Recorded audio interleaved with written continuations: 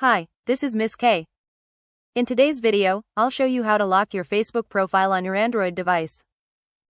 To get started, open the Facebook app and sign in to your account if you haven't already. Tap your profile picture to open your profile, then tap the three-dot menu next to the Edit Profile button. If the Lock Profile option is available in your region, tap Lock Profile and then tap Lock Your Profile to confirm.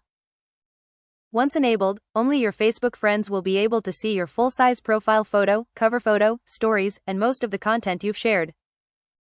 If you don't see the Lock Profile option, the feature may not be available for your account or in your country.